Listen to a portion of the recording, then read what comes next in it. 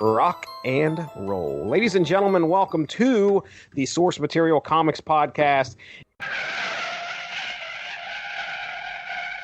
Hey everybody, before we get into this new episode of Source Material on Lock and Key, just wanted to give you guys a spoiler warning. Yes, we are talking the first 6 issues of the Lock and Key series from IDW, but we also are talking a little bit about what happens in the Netflix series. Also, make sure to check out the What Got Cut from this recent episode. Should be on the feed shortly after this one. Enjoy! It is episode 268, and in synergizing fashion. That's right, Mark Radulich is not here to say that word, so I will. It is synergizing with the latest Netflix release, or one of the, not the latest, but one of the latest Netflix releases, the Netflix series Lock and Key. So on Source Material, what we have decided is to cover the first volume of the Lock and Key book. Joining me this evening, all the way from Honeysuckle Rose Creations, Alexis Hejna has come back to the Source Material Comics Podcast. Alexis, are you ready to talk some Lock and Key? I am. Sorry if I sound a little nasally. We got a bit of a cold running through the area, and I am stuffed up. That's all right. It seems like you're sick all the time when you come on this podcast, so might just be me. I don't know. I'll say it's you or Robert. Take your pick. Yes, that is right. And special guest star. Since I don't know when the last time we've done anything with Robert Winfree. I believe it was, my goodness, it could have been Alan Moore. Robert, no. Tell me. The last time I was on, because I did I did at least one of the Alan Moore events. I was there From Hell. You also had me on for, I think, the second volume of the DC Hanna-Barbera crossover. Oh, were you judge, jury, and executioner on that one? I was, and I dropped the guillotine on at least 2 of those. That's right. You voted for me with Deathstroke versus Yogi Bear. That's right. Wacky Edgar Wright style comedy appeals to me.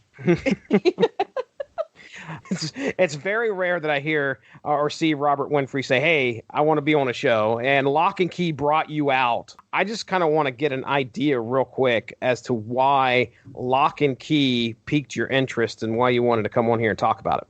I love this series. I'm trying to figure out how they break it down. If we're going through what would be considered like volume 1, there's, I believe, 6 volumes that are of the story proper. There's Welcome to Lovecraft, Head Games, Crown of Shadows, Keys to the Kingdom, Clockworks, and then Alpha and Omega, which kind of doubles.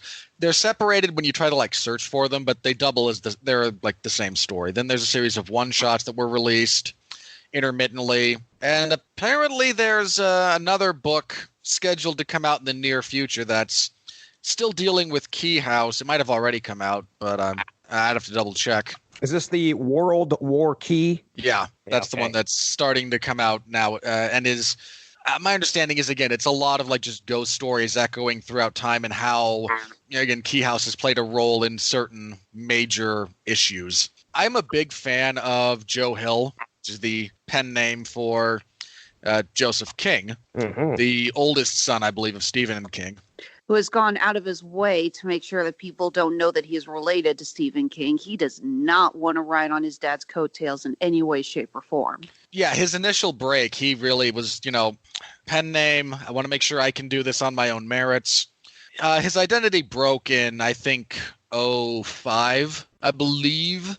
Don't quote me on that, somewhere around that time period. And then, you see a picture of the guy and you go, oh, yeah. Yeah, you can tell. Like, you look at a picture of him and then you look at a picture of Stephen King from, the 80s, like, yep. Yeah, just get him right before he grew that beard after Maximum Overdrive, and it's, like, exactly the same. Mm-hmm. It's freaky, actually. The first time I saw a picture of him, I went, oh, yeah, you are totally Stephen King's son. I enjoyed Joe Hill stuff. I really enjoyed Heart-Shaped Box. I enjoyed Horns. I really, really like Nosferatu. Then there's this, which is probably the best thing he's written. I really, really love this story. I like the pairing of him with the artist, whose name I'm going to constantly forget. I apologize, who does tremendous work. Gabriel Rodriguez. Thank you. This is a just really, really beautifully told story of trauma, of overcoming said trauma, a ghost story in some very, very haunting and beautiful ways. It's almost not really worth me talking about like my initial introduction to the series because I reread it. I watched about half of the first episode of the Netflix show and went, okay, hang on. I want to make sure I'm not going to forget anything. So let me at least read the first volume. Mm-hmm. By the time I got done with the first volume, I went, screw it. And, 6 hours later, wasn't quite that long, but I just read the whole thing again. These first 6 issues were really quick to read. I think I read 3 of them just before I went to bed. I mean, it's not saying that there's not a lot of text, because there is, but it's a very engaging and quick read. Okay. These are tremendous, especially the ending. I imagine the ending will get you a little bit emotionally. There's a lot of gut punches in this series, and I mean that in the best way possible. It is remarkable in so many ways. If anyone listening to this if you're curious about them, listen to the rest of our show maybe, but if this sounds like it's up your alley, I cannot recommend these highly enough to just read the whole thing. If you're a little bit on the squeamish side, you might want to take a pass. Yeah, they don't pull any punches when it comes to some of the. It's not overused, but there is some graphic violence within the pages of the comic that you're not going to see at all. Really, no, at all. At all. I know where you're going with that. At all. Yeah, you're not going to see that in the series, in the TV series. It's graphic, but it's not overdone graphic. Mm-hmm. I mean, we never get to Robert Kirkman territory here. That's true. Yeah, most of the graphic scenes here in this first book come from a family trying to defend themselves against an intruder, and you feel it, but you also understand where it's coming from. It doesn't feel like gore put in just for the sake of gore. You have a woman taking out a guy who's threatening to kill her kids. You know exactly why it's there. Mm-hmm. Let me ask you, Alexis, before we started talking about covering the Netflix series and doing this book for it, did you have any inclination, or have you heard of the Lock and Key series? I had heard of it. It's been selling at my local comic shop for a while. But Robert, it was you that really got me intrigued enough to buy the book. I went to the shop the other day to put in the order for, God help me, Harley and Ivy meet Betty and Veronica, future plug. Yeah. Oh, wow. What a crossover that is. Filling my obligation as token girl of the Rattlelichen Broadcasting Network. And the shop owner had put 7 volumes of Lock and Key out in the front and was advertising them pretty heavily. And I saw the book and it wasn't too expensive. I thought, I've been hearing Robert talk about this for a while, got a little extra spending money. Yeah, why not? So picked it up and finished it within one afternoon, sitting on the couch eating Girl Scout cookies. That's a great way to spend an afternoon right there. Yeah. Great way. I had first heard of this series through some podcast friends of mine that locally, Kapow, the Pop Cultured Podcast, one of the guys over there by the name of Seth, the Grand Poobah, he had always talked highly of this series. So those guys were the first time I'd ever heard of it. Now, this series is started in 2008, so I'm kind of surprised. I may have heard of it before then, but nobody was ever coming to me and saying, hey, man, you need to check this out. But Lock and Key, Welcome to Lovecraft, like I said, I think it was early 2008 was when the first issue dropped. Published by IDW, written by Joe Hill. The artist is Gabriel Rodriguez, and the colors by Jay Photos. Just for the record, the first release of issue number 1 was February 20th of 2008. It ran from February to July of 2008. Okay. And if memory serves, the first issue sold out in the first day. Really? That's how when this thing hit, it hit fairly large in the graphic novel community. Anticipated for sure. Yeah, I was looking down through Joe Hill's Wikipedia and what he had under his belt. Comic book wise, I mean, the first thing that they have listed there is Lock and Key. So it's not like he has a whole lot of comic books under his belt at the time Lock and Key gets released. Now, he does have, just like you said, he had written some short stories and books. Heart-Shaped Box, which, can you give me an idea just real quick what Heart-Shaped Box is about? It's a ghost story. It's a spectral revenge series starring an aging, slightly over-the-hill rock star trying to evade a vengeful specter that is actually the abusive father of one of his former girlfriends. Okay. It's not fully surrealistic, but it's a really good, just kind of ghost story / revenge story. I enjoyed it. Him hopping into comics, apparently it must have been pretty anticipated if it was going to sell out shortly after it gets released. All right, well, let's meet the Locke family. Rendell Locke, a good-natured high school guidance counselor, his wife, Nina, their angst-filled teenage son, Tyler, the middle child, Kenzie, a young girl doing her best to put up with 2 brothers, and the youngest, a curious 6-year-old boy named Bode. Issue 1 opens when a horrific tragedy strikes while the Lockes are enjoying a break at their summer home in Willits. A couple of disturbed teens named Sam Lesser and Al Grubb visit the family, killing their father. As the pair are stopped by Tyler and Nina, Al is killed and Sam is sent to juvie.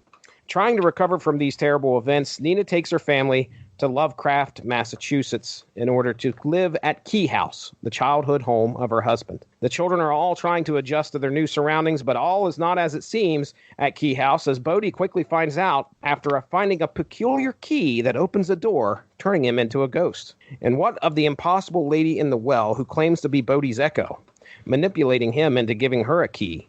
And as we learn through the later issues of the series, how did Sam know of the magical keys at Keyhouse when he first confronted the family in Willits? It is obvious that the history of Keyhouse and the Locke family holds many secrets, but Nina, Tyler, Kenzie, and Bode will first have to survive the return of the murderous Sam Lesser. I guess we'll start first. We'll kind of go down character by character, and first, I guess we'll start with Rendell Locke, who was the father of this family and is immediately killed. We see him get killed in the first issue. Well, we don't really get to know him that well. That dream sequence that Bode has where they see the dog digging and he looks up and his dad's missing an eye. That's going to haunt me for a long time. Yeah, it's pretty scary. Big old gaping hole. Yeah. I will say one of the things that took a little getting used to with this book, they do some interesting tricks with the layout. It's very reminiscent of when a filmmaker will have a scene fade to a different timeline without a cut. Like when character will look off and as the camera moves, the timeline changes, so to speak. For example, we got one scene here of Tyler sitting outside I'm guessing it's outside the funeral parlor, and he has a flashback to hearing his parents talk about Keyhouse. But the way it's framed, it actually takes you a few minutes to realize that he is seeing this flashback happen in the funeral home. Mm-hmm. I hate to say it. First time I read it, I actually had to go back and reread them. Like, wait, what happened? Oh, okay, that's his dad. Okay, because for the first time I read it, I think I didn't quite get it. And I thought, who the hell is getting drunk and busy at the funeral? Yeah. Because this story throughout its entire run plays around with the timeline a little bit, like Alexis mentioned. Some of it is in that style. Some of it is like there's like an event that happens and we see, a couple of pages leading up to an event. Then the next page will be something like 4 days ago. Yeah. Or vice versa, where we'll see something and it will say, 2 weeks in the past and then cut to present day. And I like it. I like that style of storytelling. And we get a lot more of Rendell later on. I think specifically in the Clockworks volume, there's a lot of flashback stuff that takes place in that one. So as it stands, though, we don't see a whole lot of him. He is portrayed here to the extent that we see him, and we do see a little of him through some of Sam's flashbacks, as well as the kids dealing with their trauma and having their own remembrances.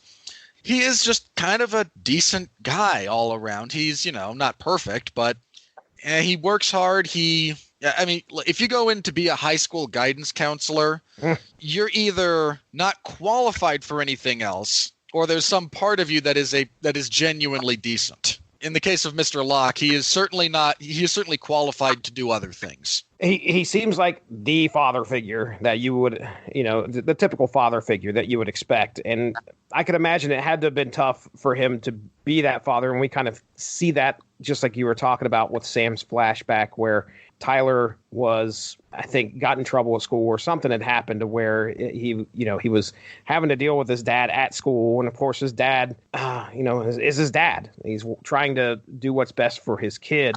And of course, I'm sure that growing up with a teenage boy and you have to be at the school probably causes for a lot of conflict.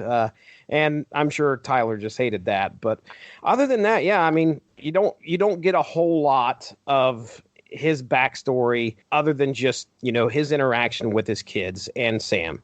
I really love the opening to this volume.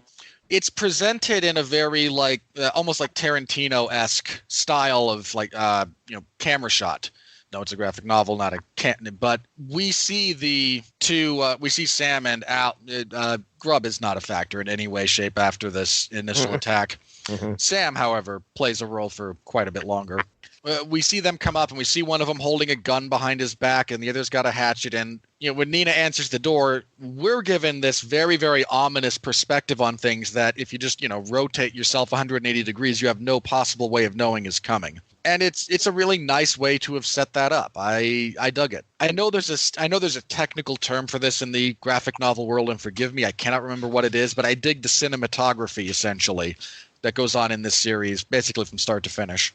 A lot of the tension of that first issue is the fact that all this stuff is going down up at the house, and the kids are pretty much oblivious to it while they're down there playing at the creek. And then you're like, they're going to come upon a scene where their parents are potentially going to be murdered. It's very scary. So let's transition to Nina here. Nina, the wife of Rendell. I did have one question, Robert. Maybe you can help me. I can't seem to find the spot that explains why, once they get to Keyhouse, she's walking with a cane. It is never actually addressed in any sort of explicit way, but Grub, the bald guy that she hatchets, actually rapes her. There's some more subtle tells, my favorite one of which actually comes later, not necessarily in this volume, but I'll talk about it anyway because it's a minor thing that I just loved.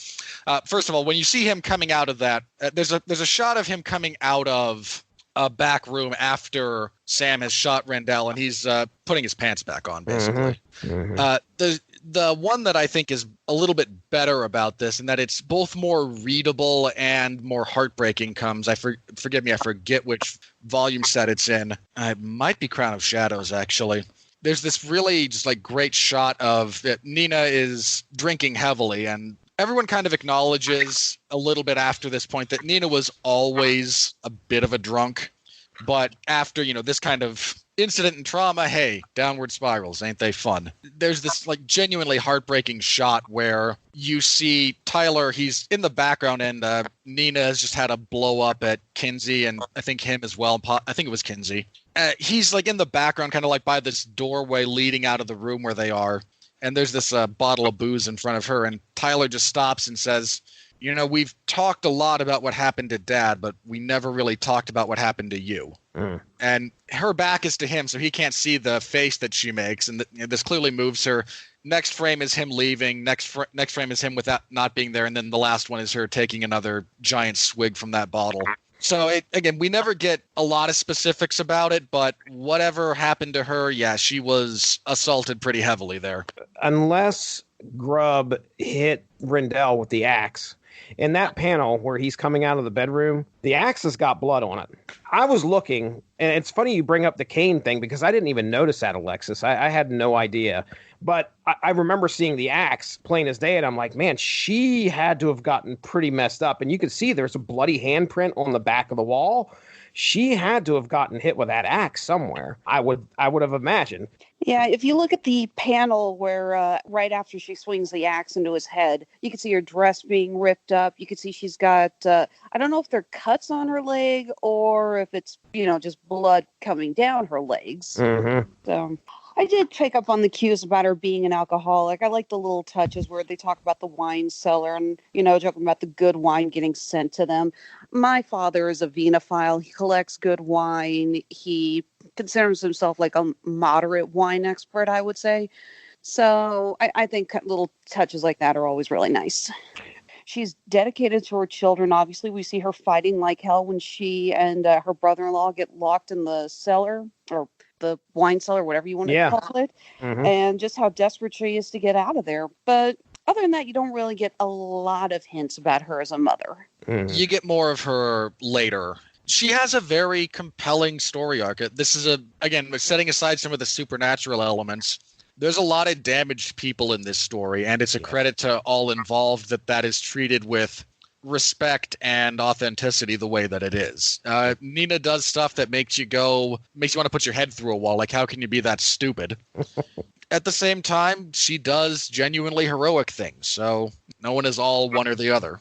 There's not a whole lot here. She gets more fleshed out as time goes on. Here we get, you get kind of the inkling that she's got a drinking problem. You get her wanting to start over. You get just someone who is not only traumatized, but just extremely tired, I think, for a lot of this. Yeah. She's now having to be a single mother raising moody teenage son, and she's going to clash with her daughter for a variety of reasons.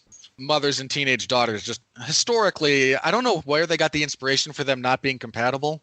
It strikes me as odd, but joking aside, yeah, she's not given. There's a lot of just introductions that go on throughout this volume. Nina gets she takes a little bit of a back seat, and I don't mean that negatively, because we're going to spend a lot more time throughout this series with the other characters. Mm-hmm. She's not a bit player, and she's not given short shrift throughout the entire series. Well, let's talk about Tyler Winfree. Give me your thoughts on Tyler.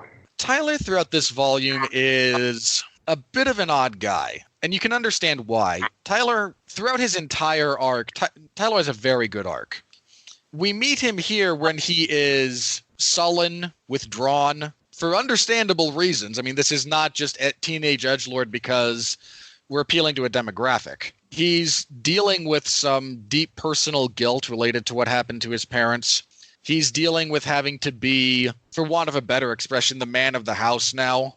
And everyone is still trying to process what happens, what they've gone through, and then, as if that wasn't enough, hey, magic keys, and boy, are things going to get more complicated. The kind of recurring motif for Tyler throughout the first volume here is him looking into reflective surfaces and seeing different versions of himself. Kind of our opening for him is him saying, it's when he and his family were at that house they're renovating in Willits, and he's going, I could have been somewhere learning to surf. I could have been with this cousin going to Ozfest, and he's seeing different versions of himself that reflect who he thinks he would be under those circumstances. Yeah, I love the line. It's like, you hate that guy. Well, at least he's got a PS4.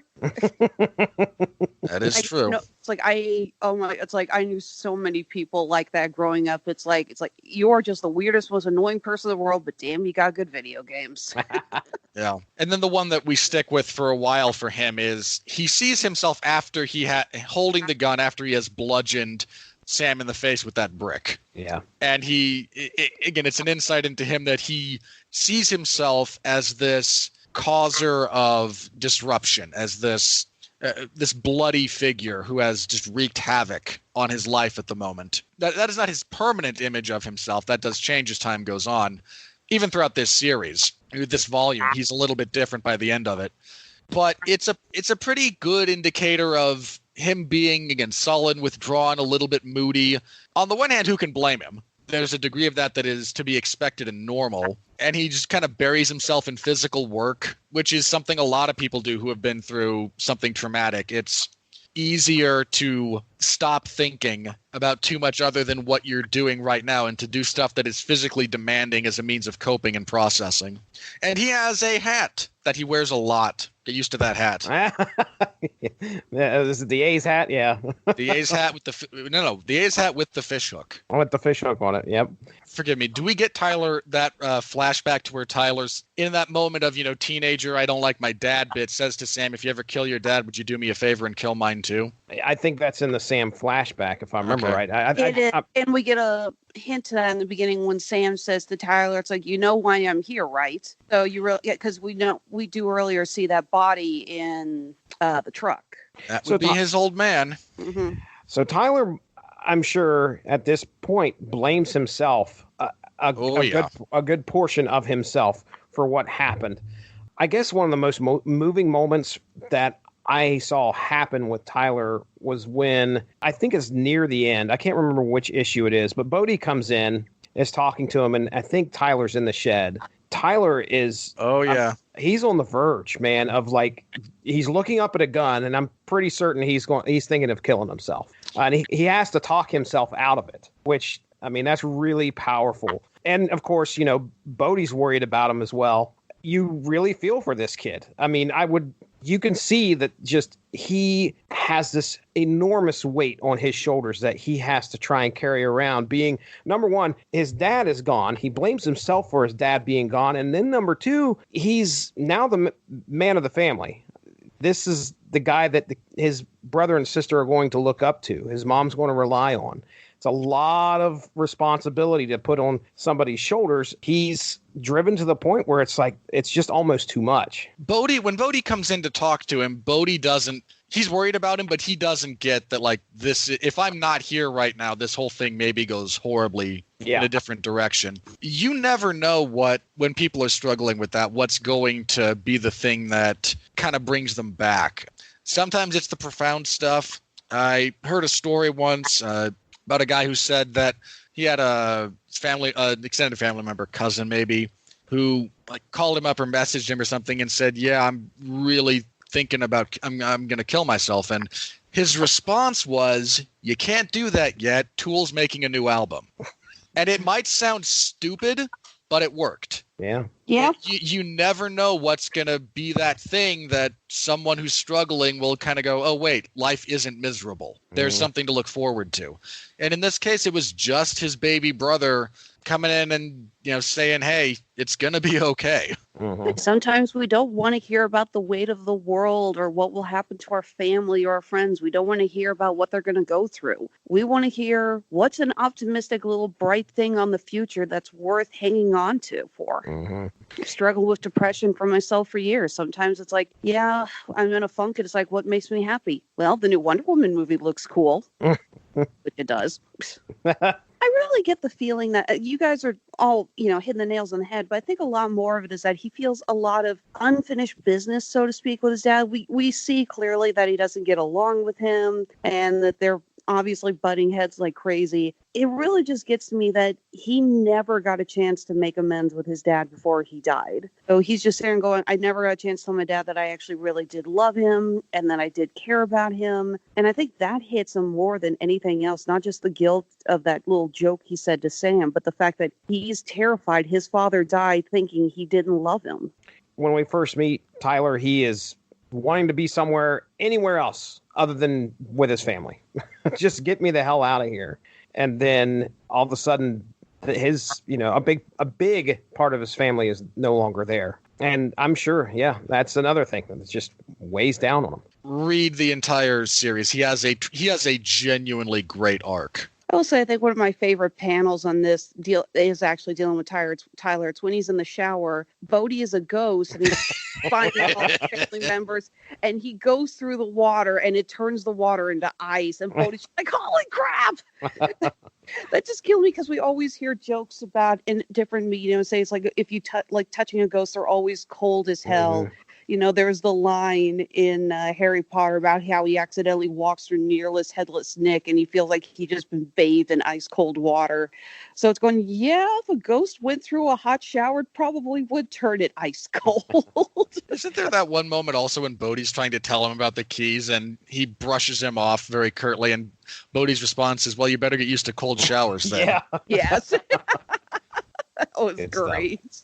Well, Kinsey's trying to fit in. That's about the best. The one issue that I think we focused on her the most was her trying to fit in at school, pretty much. One of the things that they will tell you is that I can't remember the order these go in, but obviously stressors in your life, number one is going to most likely be the death of a family member. And then moving is not too far down from that. It might be number 2, number 3. As someone who moved a lot as a kid, my dad was in the Army Reserves. And one more thing I can passionately dislike Bill Clinton for, he shut down a lot of Army bases. I lived in 5 different states before I was 8.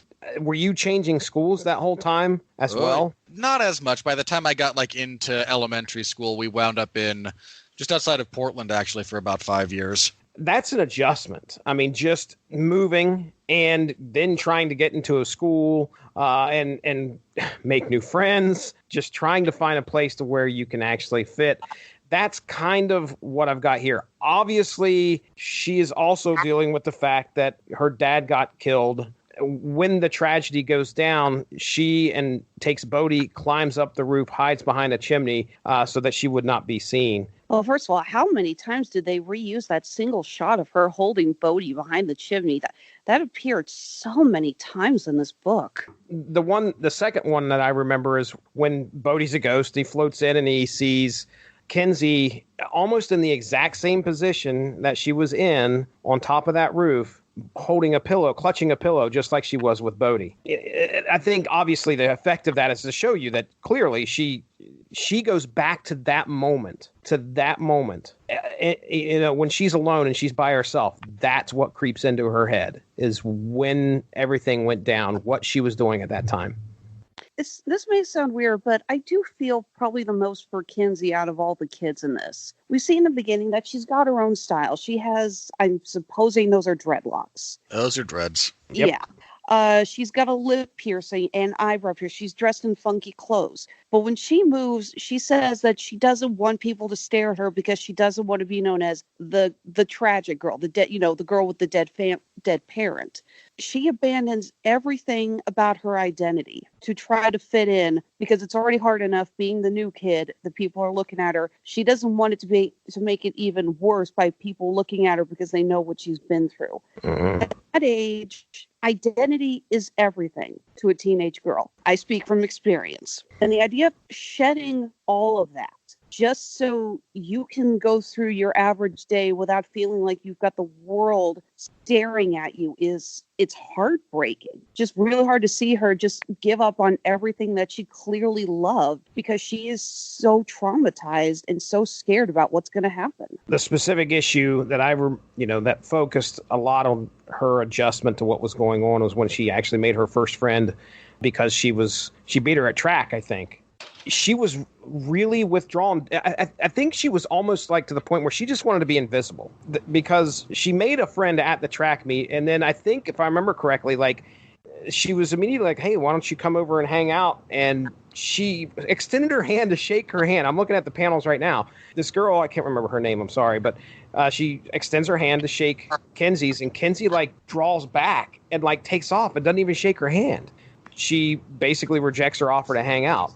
By the end of the issue, things change. She finally is able to come to, I guess, the conclusion that it'd probably be best to have friends here, and she comes to that girl's house and goes for a run. But either way, that's the impression I got of Kinsey, is she's trying to fit in, but she also wants to be invisible. So she just kind of wants to slide in and be the person that's there without nobody noticing. I'm always a little bit torn on, what happens to Kinsey in the beginning, because there's a degree of pure pragmatism about her completely altering her look like that is, I hate to say appropriate, but I suppose the best way to put it would be this. She's going from, high school in San Francisco to a prep academy in Massachusetts. There's not a lot of overlapping aesthetics there. No. Pretty much. You don't see this much in this volume. As the series goes on, she is able to reclaim a bit more of. She's able to blend, who she used to be with who she wants to be now. Nothing. I don't think she ever goes back to the dreads, but I think she winds up like putting a green streak in her hair. She finds that kind of happy medium between, who she used to be before all of this happened and then who she is now in her new circumstances. Kinsey is much more I'd say the focus, but she gets a lot more time in the next couple of volumes. As we see here, she's still trying to process, not only what happened, but there's a bit of, like, I think more than anyone else, she deals with what would kind of classically be styled survivor's guilt.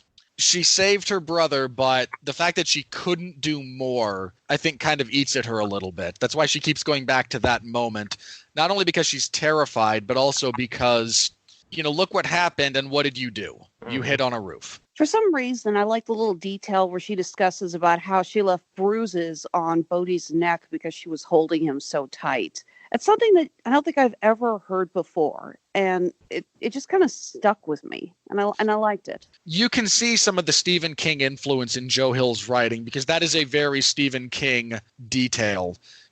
That's the kind of thing that he would have researched, like, hey, what's some noodly thing about people who survive circumstances like this?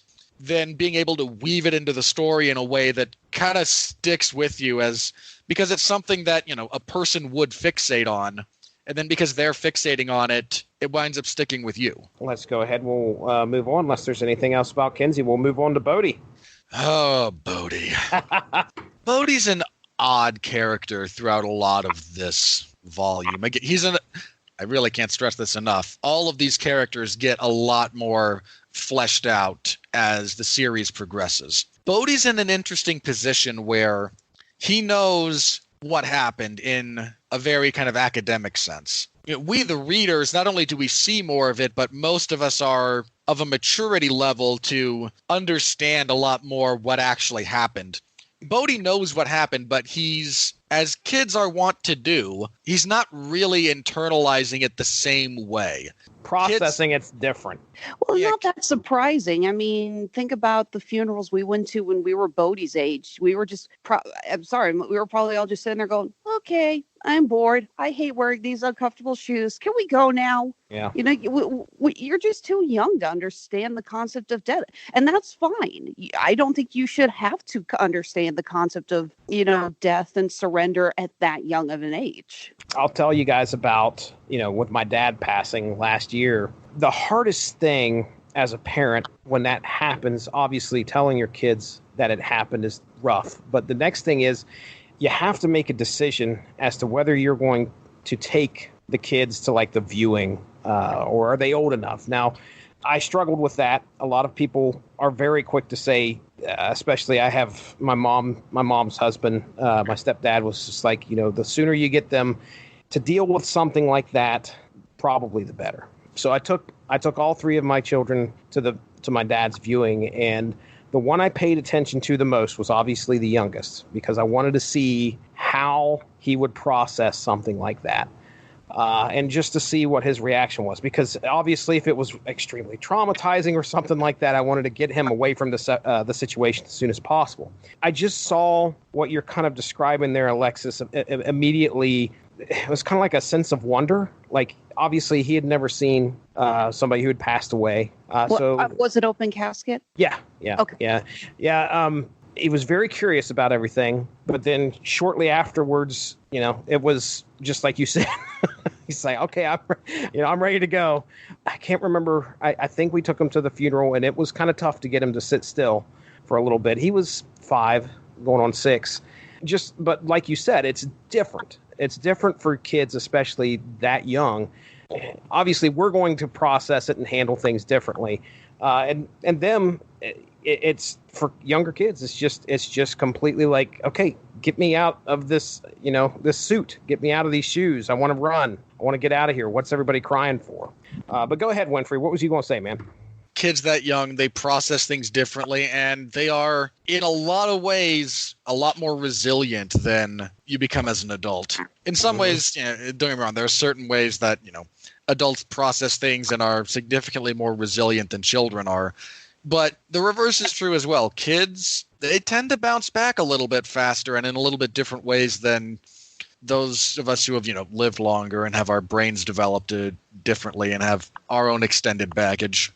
So he's the youngest kid here in this story, and of course he's the one that figures out the magic immediately as to what's going on, which doesn't surprise me. And then I think one of the most frustrating parts about these first 6 issues is him trying to get the other brother and sister to understand what the hell's going on. That, hey, I got a magic key that turns me into a ghost. And for the longest time, I'm like, oh my gosh, one of these kids going to listen to him. I know it's going to happen because obviously I saw the preview for the Netflix series. It's like, it's got to happen at some point, right?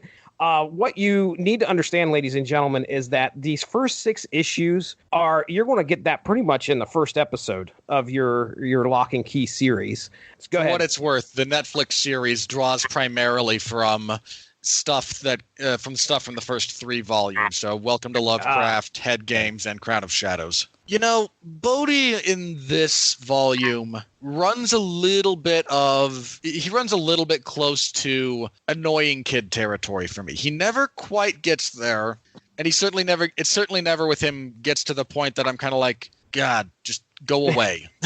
But again, he strays close to that territory for a bit, and I think I think a lot of that has to do with the writing and just kind of really finding the voice for this kid and what they want to do with him as it pertains to the story going forward. But yeah, he's the one who wanders around. He's the one who finds stuff. He's the one who finds.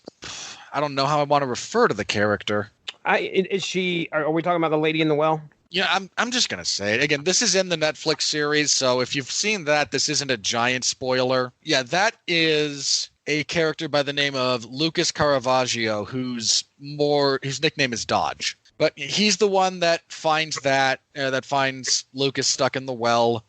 He's the one that finds the ghost key, and there's so much about the magic of Keyhouse that really does need to first kind of be filtered through Bode. Let's face it, if any of the rest of us, or even someone like Tyler or Kinsey who still can see the magic, opened a door, went through it, and their body dropped dead. Yeah. Their response is not cool. They are freaking out. Yeah, so the fact that, I can say this as well, Bodhi's the one, because I think he does it at the end of this issue. He finds the head key the end of this volume. His introduction to get Tyler and Kinsey to actually pay attention and, hey, by the way, this is real, is he invites them into a room, uses it on himself, and the way it works in the series, in the novels, is the top of your head pops off. Oh my gosh.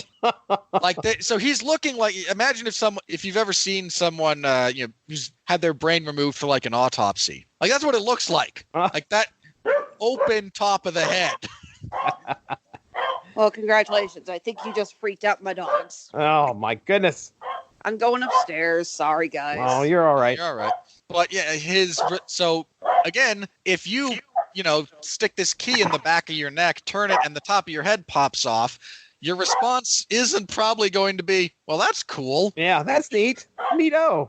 Yeah, again, there's a lot that needs to be first kind of seen and filtered through the eyes of a child who sees these things not as terrifying, but as an opportunity to play, which they all wind up doing with the keys as the volumes progress.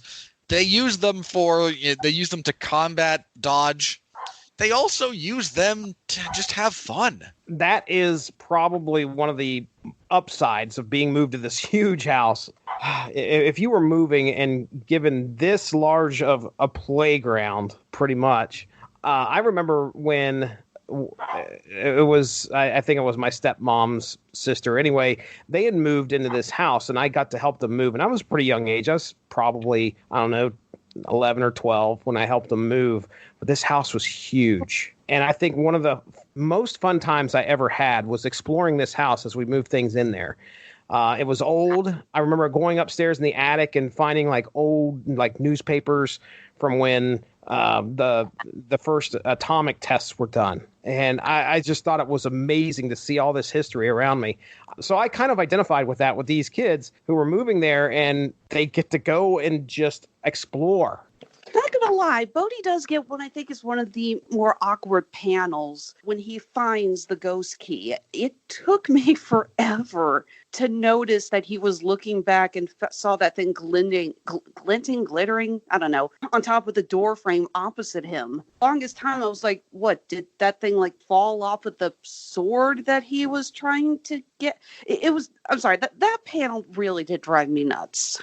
What is he standing on 20 books or something trying to get up there? And I'm like, dude, this is not going to end well. You are going to get hurt. There's another one later that is him trying to use a wooden stool on top of a toilet seat to try and get up to the top of something. He is every kid who builds these horrifying contraptions to stand on. Yeah. And somehow succeeds in not killing themselves. Until you walk in. If you don't walk in and see them doing that, they won't fall. But the minute you walk in, you go, what are you doing? Next thing you know, you're at the hospital. They're in the hospital with stitches. That's right. The entire thing collapses. And I do find it interesting that Bode's the one who we see end up with the traumatic nightmares, constantly seeing his dad in there. And I'm not going to lie, considering what we know about Joe Hill's father, I got really scared for a while that Joe had fallen into his father's favorite trope of unexplained psychic child. You see, as things progress, obviously his subconscious is working some things out, because that actually happens where he figures out the whole or at least he figures out a piece of the whole Echo thing with that joke that's being told in his head by his dad, his one-eyed dad. Anything else before we move to really the next person I have on the list here is almost barely worth a mention as well. It's important to kind of at least state that Duncan, the brother of Rendell, he sort of shows up. He's definitely part of the story arc where Sam comes back. He doesn't get a tremendous amount of time, not just here, but he's a factor throughout the story, but he is very much a supporting character, and I don't mean that unkindly at all. He gets a bit of an arc in, I think, the next volume. Duncan, he's important for a couple of things. One is Dodge. We see at the end of this volume, and we'll talk more about Dodge in a little bit here, the series, the Netflix series, invents a new key, invents several, which I'm not opposed to. But the key that they use in this to accomplish what Dodge accomplishes is just the gender key. It will turn a man into a woman or a woman into a man. Mm-hmm. For what I have to imagine, or at least partially politically correct reasoning, in the Netflix series, that goes to being just a key that will change your total appearance. And I was about to ask how androgynous are we going to get here? Well, you've seen because you see Dodge again at the end of this volume. He is going by the name of Zach Wells because he's got a sense of humor, and he's grown that annoying little soul patch, and he's got a lip ring. Quick question: we do see in later issues how he became a woman stuck in the well, obviously, right? Yes. Okay, because I hate to say it, it actually took me a little bit of time, not to mention your confirmation. I honestly thought that the woman in the well had used the head key just to further hide her identity, but she was always a woman. And now it's like, no, he used it and the gender key, and then he got stuck in the well.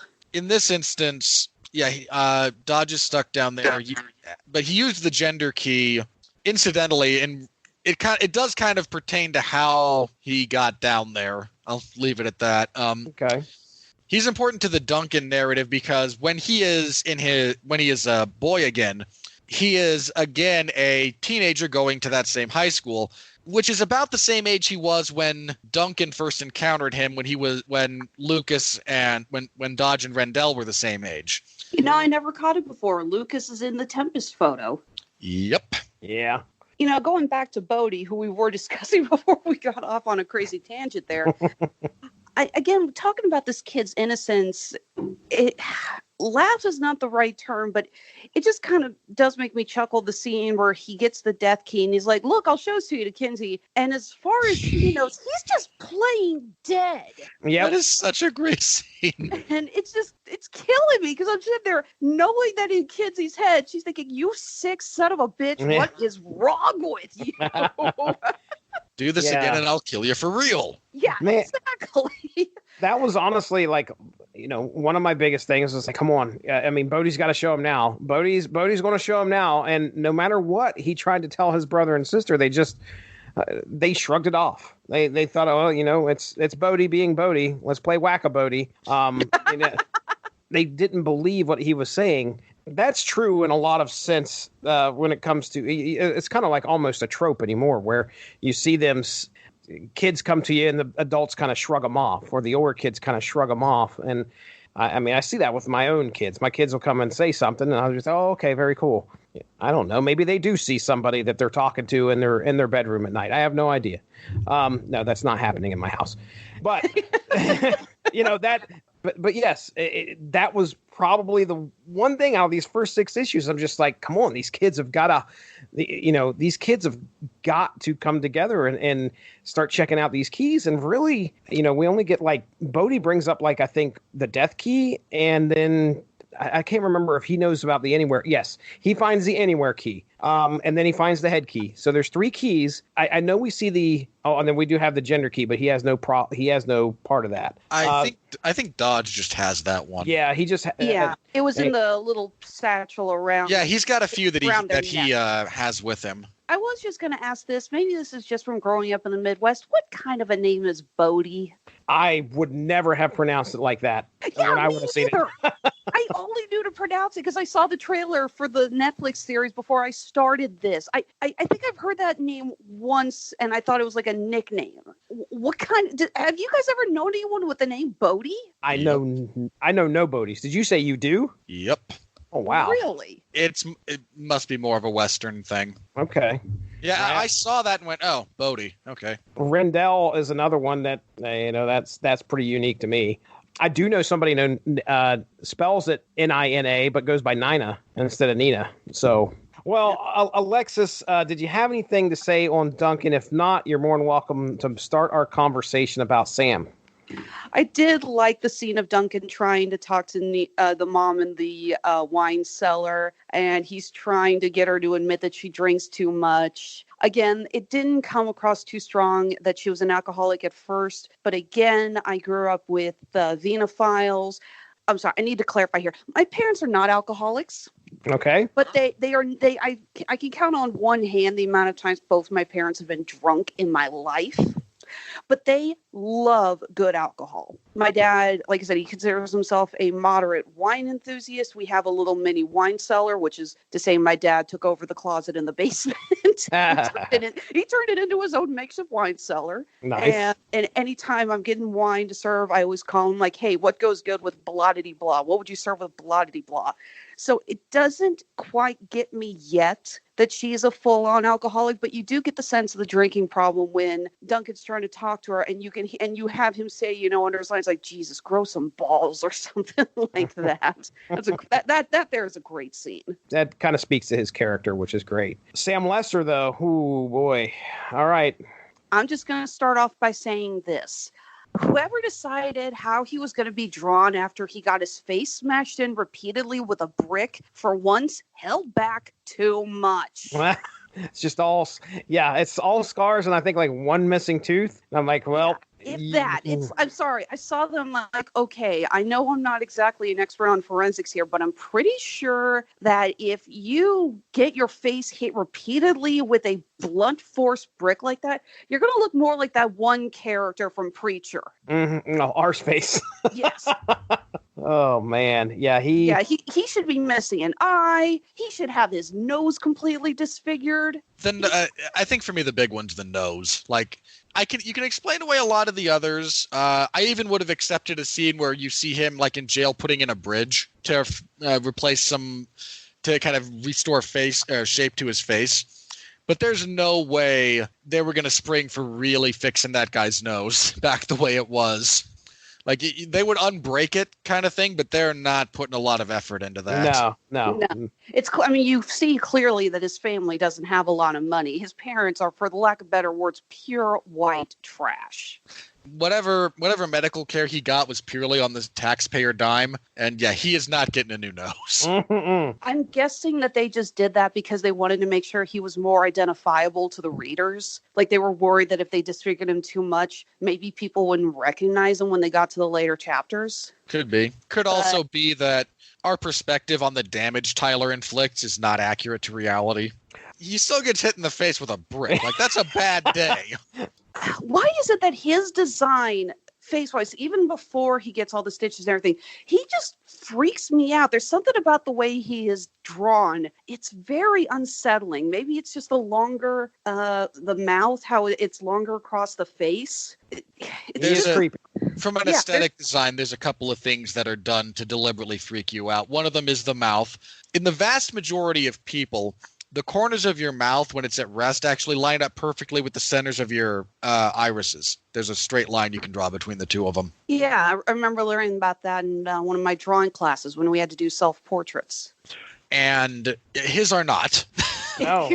And that's one of those like little things, but it does kind of start to, and a lot of graphic novels play around with some of those proportions, but generally speaking, someone whose mouth is smaller than that is less off-putting than someone whose mouth is wider or longer than that. Yeah, wasn't there was a speech in, what was it? What was the name of M. Night Shyamalan's second film? Unbreakable, where they're talking about the proportions of the comic book characters. Yeah, when he's trying to make that sale and he actually goes on about how about how they're drawn. It's a nice speech from Samuel L. Jackson, actually. Yeah, actually, there's Unbreakable is one of my favorite Shyamalan movies. That movie is brilliant.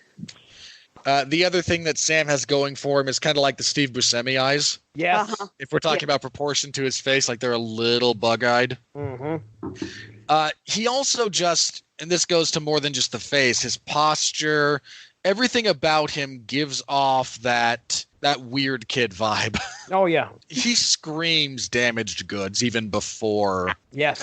And when we get his flashback, it becomes painfully obvious why.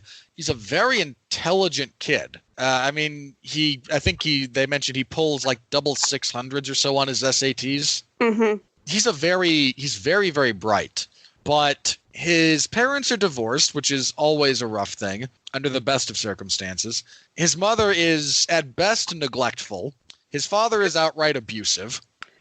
Not gonna lie, that scene where his dad beats him up because he thinks he's writing about him, that actually hit home for me. I wanted to be a writer in the worst way when I was a kid, and I drew on a lot of inspiration. And there were times where I think my parents read through some of what I was submitting in class, and they're like, "Oh crap, is that the way she actually sees us?" So again, not that exactly happened to me, but I could see that happening so easily. It's just like, whoa, it's like that was my situation turned all the way up. We see that this guy, again, doesn't really have... He's up against it under any circumstances. I don't know if I can't remember which volume this line comes from. It might actually be one in the future. I think it's Crown of Shadows that his... when Sam becomes relevant again. But there's this really, really great line from Dodge to Sam that I think kind of sums up the character, because as much as Sam is despicable in many ways, he is also tragic. By the end of his part of the story, which again is not here, but there's this great line from Dodge to him at one point about, I was stuck in that well, but I could still reach out to, the empty, echoey places of the world. Caves, basements, long empty stairways. That's where my voice could be heard. And then there was you. You know where I could find you anywhere through anything? Your soul is just one big empty place. Oh. Wow. He doesn't come off as a killer just by looking at his backstory, but it's when Dodge gets involved. It's not too hard to push him towards that. What makes this character so frightening to me is after he survives the bludgeoning from the brick, goes to jail, escapes from jail. I mean, he's in a very violent way. Exactly. He is a violent person who it doesn't reflect in his demeanor. So I was gonna say, it is kind of disturbing when he's given okay, anytime you think of scissors as a weapon, you think just grab the scissors, whole stab. He separates them and uses them as two separate blades. Mm-hmm. If you want to do that, depending on the type of scissors you're talking about, you kind of have to. There's too much surface area on scissors to really stab effectively. There's not enough of a point. Okay. Like it's not pleasant, I'm sure. But you know that scene where someone will grab the big hefty metal scissors and I'm going to jam them into the shoulders or the back of the guy, and you tend to bounce off. Like you really don't sink in like that. You separate them so you get less surface area, so the points become better. I mean, the entire design of scissors is that the cutting edges are facing each other. So when you stab with them together, you're not actually getting the benefit of either edge. You're just trying to use the point. Mm-hmm. So separating them is really the way to go if you're going to try and use them as a weapon. And I'm sure that won't get us in trouble. My question, do you think he killed the baby on the bus? That bothered me. That bothered me. Well, we see that the bus is lit on fire, so it's like, okay, either he shot the baby or the baby's burning alive. Take your pick. And he's just got that dead stare on his face as he drives the bus. As everybody is piled up, all these bodies are piled up in the back. I just realized that he's wearing the bus driver's uniform, and there's not an ounce of blood on it. He would have had to. He basically held the bus driver at gunpoint, and said, "Take off your uniform," and then shot him. Yep. That is the attention to detail that they put in this book that I would have never caught onto other than going through a second reading. Again, while Sam is tragic and there's a degree of pity to be afforded his character, he is, and when we see him again later, he's very aware of the monstrous things that he has done. That is not to diminish them. That is not to explain them. That is not to do anything other than to say he is at least aware of them at a later point. They're still unbelievably horrific, and his eventual fate. Is it deserved? Is it satisfying? I think so. Okay. There's another event. There's another event that happens it happens concurrently, that kind of overshadows his actual end. All right. But I mean, even for a guy, again, we've seen his backstory. We have a bit of understanding, if nothing else, about what a sad creature Sam is. There's still something about what happens to him at the end of this volume, where Dodge comes up behind him and breaks his neck, but doesn't kill him. Yeah. And then is slowly dragging him to the ghost door. And just the whole time is kind of saying, no, I promised I would stop you. I always keep my promises. You know that. And you do still matter. I'm still the only one that cares about you. As he shoves him through the door, his spirit goes out of his body.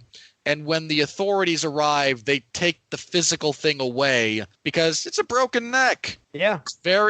Sure, he tripped, broke his neck, and died. It takes an unbelievably astute medical eye to kind of discern whether or not a neck break is fatal under all circumstances. So it's perfectly believable. And there is something, again, like just on the right side of tragic, that we see his ghost standing in that doorway, because they don't just shut the door. The way that door and that key works is if you open the door with the ghost key, when you walk through it, your body goes dead and your spirit comes out and can do stuff on the grounds of the estate. You're kind of limited to that, but you can be there on the grounds. When that door is shut and Dodge takes the turns the ghost key again and takes it away, you ain't getting back. Yeah. Until that door is opened with that key again. Yeah, I was going to say that leaves things open for Sam's return at some point.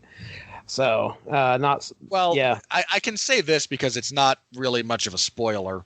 The reason Dodge did that the way he did that has to do with something Bode has figured out, I believe, by this point. When you're in ghost form, if you think about something hard enough, you are transported there.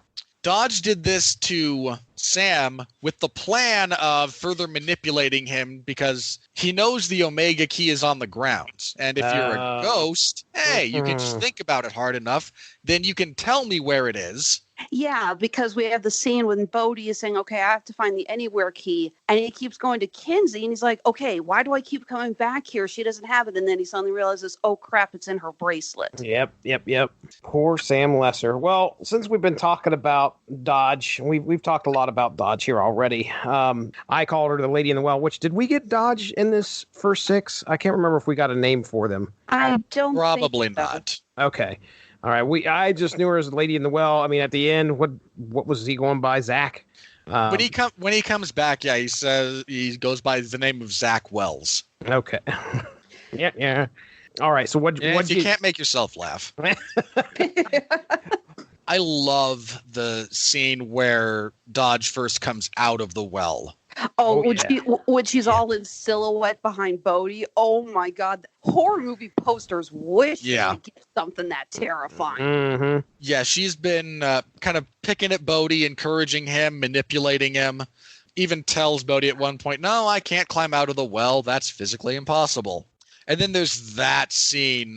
There's that one where she's in silhouette. I think there's another one where she's like, it might be like right as Sam shows up, where he's out there asking for help, says he's got the anywhere key, and like she's like, I might be misremembering, like just behind him, like crawling out of the well as he's looking out of the window towards the house. There's a lot of great visuals that go into Dodge. Again, we see his natural male form in the form of Zach, who looks like about as big a douchebag as he is. I do love it that he goes to introduce himself to Bode, and you don't see if Bode totally recognizes him or not, but I mean, I seriously doubt Bodie's putting two and two together. Well, there's actually a great scene in Head Games because Bodhi's the only one that has seen Dodge, where after he opens his own head, they kind of go, "Hey, you've seen you saw Dodge. I wonder what that is." And the figment that they pull out is very much not reality. Memory being a somewhat malleable thing. Bodhi's recollection of Dodge is not accurate. But either way, I do like that little scene of him with the little fishing magnet, and as that goes up, it's like, "Hey, I feel like we're already buddies." And Bodhi's just got this look in it's like, "Well, don't you want to say hello?" And again, it's like he clearly isn't putting two and two together, but he's still looking at him, and you could tell there's like the gears are going in his head, going, "There's a reason I don't like you. I just don't know what it is." Yeah, Dodge's arc, such as it is and what happened to him is fascinating and unbelievably tragic. His true ending is actually incredibly heartbreaking and cathartic when it actually comes around. I suppose I should mention this about why Dodge needed the Anywhere key, because it's shown he can get out of the well. Like, he's down there to try and lure people in. He's not stuck down there. The way that key works is if you open the door to the well house with the well house key, the Netflix series calls it the Echo key, and it is one of the keys that Dodge has in his in that pouch he wears. If you open that door to the well house with that key, walk in and say someone's name, someone who's deceased, they are given a new body and will appear in the well or right around there. They come out of it all the time. The catch is, if they ever walk through the doorway to the well house again, at all, they are disintegrated, basically. They get snapped. Ooh. So Dodge is there, but the only doorway out, if he goes through it, will kill him again. That's why he needs the Anywhere key. Okay. Because he goes through the closet, and now he can be out in the world and go wherever he wants. You know what? The way they keep so much in secrecy, Dodge, I believe, is the key to making me want to read more of the series. Yeah, see, you guys aren't the only ones who can do puns. That's bad puns, even. Oh, that's good. That's a good one. Dodge is a testament to the reality that a compelling villain is the linchpin of your story. If you're looking for these on whatever your shopping methodology of choice is, the original one is Lock and Key, then Welcome to Lovecraft. Lock and Key, subtitled Head Games, numbers 1 through 6. Lock and Key, Crown of Shadows, numbers 1 through 6. Lock and Key, Keys to the Kingdom, 1 through 6. Lock and Key, Clockworks, 1 through 6. Lock and Key Omega, 1 through 5. And Lock and Key Alpha, 1 and 2. And last thing we'll bring up, and then we'll get into final thoughts. We'll talk about Keyhouse and the keys themselves. Keyhouse, I mean, other than just being a big house in these first 6 issues, that's about all it is. I can't tell where the magic is. I don't know if the magic's in the keys. I don't know if the magic's in the house. I don't know if it's a combination of both. I can tell you it's both. Okay, that's kind of the impression that I got, was that it was probably a combination of the something that happened there, and I assume later on as the series goes, you learn about the history. As I think I was on the fandom wiki or whatever it was, where they kind of talked about some of the issues where they talked about stuff going back to the Revolutionary War. So yeah, actually, the first issue of Clockworks is essentially nothing but a flashback to the Revolutionary War when we meet I'd say the first Locke chronologically, because he came from, Locks as well, but yeah, he's the first one to interact with the keys and some of the mechanisms that allow them to exist. Definitely intrigued to find out more. The artist in me loves the designs of the different keys. Ah, yeah. I love how that kind of interplays into it. I mean, hell, if you even look at the what do you call the actual part of the key that's got the little cuts and little divots in it that goes into the tumblers? The teeth. I like how actually when you look at the teeth of the death key, you can see Key. Oh yeah, I think that first issue, I remember looking at that key and say, oh, wait a second, I'm pulling a few things out of the teeth of that key there. Yeah, that's pretty cool. Yeah, and the design of them is really, really intricate, and you could tell there's obviously some thought put into what they are, and they look magical. Keyhouse as a architectural structure is a really interesting bit of design. It clearly draws inspiration from the hotel in Psycho. I think one of the characters actually, when they pull up to it, either in the novel or the series, goes, "Wow, Norman Bates much?" It's much more sprawling, of course, and some of the decisions in the design are, I believe, influent. Joe Hill is really good about it. This is similar to what Stephen King does. He's really good about sneaking in little homages, This is just a sight gag it's one of the later books. I forget which one, but there's some paramedics that show up, and one of them is visually it's a drawing of Stephen King.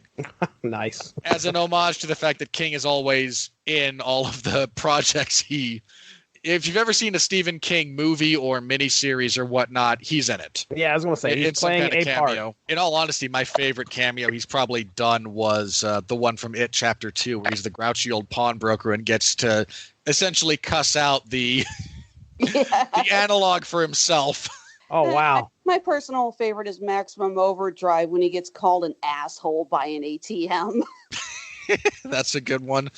His one in the Stand miniseries is short but pretty good. He's a pizza delivery guy in Rose Madder. The most famous iteration probably comes from the Tommyknockers, though, when he shows up with some terrible teeth in overalls after the meteor lands in his field as a farmer and goes, "Oh, God, meteor shit." I kid you not. You can look it up if you think I'm lying. So, again, there's a lot of little homages like that. And, I mean, the entire name of the town, being Lovecraft, is, of course, an homage to horror novelist H.P. Lovecraft. The design of the house, Lovecraft was... there's a couple of his books that actually he goes into some architectural detail. There's an entire passage, I think, in the case of Charles Dexter Ward, where he talks about the architecture of various locations and houses around Providence.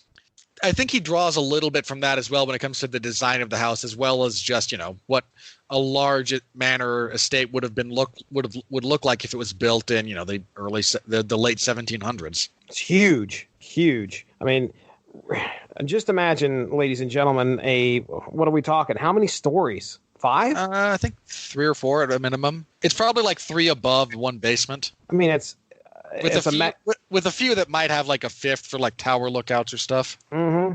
I mean, it's a magnificent structure. And you can imagine just the amount of rooms in that place. I mean, it would be staggering, and you probably would be, you'd have a month before you'd actually know every room and every nook and cranny. A beautiful looking house, something you would expect to see in a haunted, some kind of horror film. It's a haunted house of some sort. It has that presence, I guess, is probably the best way to put it. As for the keys themselves, again, we've touched on a few. We've mentioned the Omega key by name a few times, the Echo key, the Anywhere key, the Ghost key, the Head key. There's a lot of keys. Saw that on the Wikipedia. I was like, a lot of them, they're there, but they're not like made a big deal. Like, just for example, you only see the Skin key used once, and that's actually part of the only issue that I kind of wanted to roll my eyes at because it got a little messagey. Part of me, actually, when the series first came out, I thought, I wonder if I can design a bracelet with the keys on. Then I saw the amount of keys. I said, never mind. You could do one for just the big 5, I think. That's what I was going to say. If you picked some of the bigger ones, the more well-known ones. Well, I was going to say, if there's 9 to 10 really important keys in the series, I can definitely do a bracelet with those. If you're looking to sell stuff, imagine if you went with just something like Alpha, Omega, Head. I mean, the Head key is the most iconic, I think. Well, that and the Omega key is easy to tell because everyone kind of knows what the Omega symbol is. Mm-hmm. Mm-hmm. The Head key is that profile that's like a cross section of a human brain, and it is like just on the cover of the first step of the Head Games volume. Final thoughts here, Alexis. You're going back to the series. Obviously, it sounds like you definitely want to read what's coming next, right? Yeah, and honestly, since I'm not going to be binge watching the series with you guys, and I am looking forward to reading the second volume, I'm considering going through all. How many books are there? 5 or 7? There's 6. I think Alpha and Omega tend to come together in 6. I mean, again, Alpha's only 2 issues long, so I think they come together. So yeah, there's 6. Well, I think I'm actually going to read through it before I go check out the Netflix series, since I don't have to watch it. Although now I get a little concerned that it's going to be so changed that it's going to be like when I tried to watch Preacher and I sat there and went, what? Winfree, you've obviously read the series. You're definitely coming back for World War Key, right? Yeah. If you do one of these for that, yeah, absolutely. If you wind up doing a standalone that's just about this series in its entirety, when you get through it, I'm happy to do that. Again, there's only a couple of places in this series that I kind of rolled my eyes a little bit. And even then, a lot of it's how it's played. It's not – I never got – out of sorts with this series. I enjoyed it. I picked up the first volume again after about 30 minutes of the first episode because I wanted to refresh myself, and got so sucked back into the story that I just read the whole darn thing again that night. Yeah, that says a lot. I mean, in my opinion, if I don't read a whole lot when it comes to sitting down and barreling through a series, but this I could easily understand, knowing what I've seen in the series and probably what I'm going to see throughout these next few volumes of this. It makes you want to pick it up and read it and experience it again, because it seems like it has that much weight and it's that good. And it's an easy read. I mean, at least, like I said, these first 6 issues flew by for me. So this is one of those series that I can't speak for anyone other than myself. There's very few, straight up series like this that I, on occasion, feel like I want to walk that path again. And some of that's because my memory is really good and I just remember the vast majority of them apropos of nothing else. Mm-hmm. Like I get mistaken for a really hardcore fan of something like Harry Potter, not because I talk about it a lot, but because anytime someone kind of asks an incidental question about it or asks for minutia, I can remember it just because I can remember it. And I'm the Harry Potter nerd. I don't have anything against Harry Potter, by the way. I've read that a couple of times because that's a very easy read. You can do the first 3 books in a single day and then one day for each of the subsequent ones. Jeez, they're easy. I'm a voracious reader if you get me going. I was going to say, damn, dude. This and so point being Lock and Key and The Dark Tower, and occasionally for different reasons, like the Redwell series, which are all just loosely connected rather than linear. Those are the stories that if I get an urge to let's walk that path again. Let's go meet up with those characters again and have some good times and some sad times and everything in between. This is one of those that every now and then I get the urge to hey, you know what? I wonder what they're up to. And I mean, I know the story, but characters that live like that, I've had a few moments like that with different properties that, rewatching them or rereading them or watching someone else react to them, which is a thing on YouTube apparently. I find myself with just the oddest little smile on my face on occasion when someone that a fictional character, but someone that I know, comes back up oh, hey, there you are. I get that way with video games on occasion. It was one of my few gripes with the 4th God of War game. It took about 3 hours of gameplay before a circumstance happened that I went, oh, there's Kratos. Nice to see you again, buddy. So this is one of those that I absolutely do that with on occasion. You know what? Let's go see the Locks again. That's a good time. All right, well, let's go ahead. We will get into plugs. Alexis Hejna, tell me all about Honeysuckle Rose Creations and what's going on over in your neck of the woods. Well, our off season is almost done. We're getting ready for Planet Comic-Con here in Kansas City. We also just sold off a bunch of merchandise to Level 1 Game Shop. They're going to be advertising our YRF dice, our keychains, our pins, and a couple of our chokers. Love doing business with those guys. Of course, we've got our online shops at Etsy and Handmade at Amazon, and we're always adding new stuff because if I don't make something new at least once a month, I go crazy. Hence why I've told Mark to put me on as many shows as possible, because if I'm not making something or talking to you guys, I'm probably putting my head through the wall. Sorry, it gets lonely up here. Anyway, of course, you can always find us on Facebook, Instagram, and Under Duress Twitter. Honeysuckle Rose Creations, intersection of geek and chic. All right. Very good. Robert Winfree, what do you got on the agenda, sir? Mark and I, we got together on Thursday to review Sonic the Hedgehog, the movie. And that will be a review worth listening to. I am a little bit mad at Mark, actually, at the moment. Because he said, we talked briefly about it, I think, off air on one of the last shows we did. And he said, no, at the end of this, there's a post-credit scene, and my kids wanted to stand up and cheer. And my response, and I somewhat flippantly said, what, does Tails show up? And he said, just shut up and watch the movie. And then lo and behold, God. like, you could have just told me I was right. I didn't look it up. I just guessed. Yeah, Alexis and I will be there with Mark on Damn You Hollywood. We'll be talking Sonic the Hedgehog and Jim Carrey chewing scenery. So you can listen to that. Let's face it, two actors you always want to see chew scenery. Leonardo DiCaprio and Jim Carrey. For entirely different reasons. Yes, but still. So there's that. You can find my latest couple of reviews in the world of MMA. My full report for UFC on ESPN Plus 26 should be up by the time this goes up. That took place in Auckland, New Zealand. There, you can also find on the latest edition of the 411 Ground and Pound MMA podcast a review of that and a preview of UFC on ESPN Plus 27. Let's see, Plus 26. Yeah, Plus 27, which is an entirely one-fight card. If that main event falls apart, I don't know what they're going to do, because the co-main event there's nothing else on that card. They are banking on Joseph Benavidez versus Deiveson Figueiredo for the vacant flyweight title. Everything else on that card is, I'm looking at it again. God, apparently that's depressing. Yeah, that. That's just depressing, man. I try, because I watch enough MMA, I can usually find a fight or two or a fighter like, okay, so-and-so's usually good for a scrap. So-and-so's usually interesting. That's actually a pretty good fight. I got nothing for this card, man. Oh, man. I got one fight that might be crazy, but I don't necessarily mean good. That's it. Yeesh. I mean, in fairness, the Felder Hooker card, not the best, but not bad by any stretch of the imagination. So you can find all of those. Upcoming will be the TV party for the Netflix Lock and Key series. So Tune in for that. That'll be something. Mm-hmm.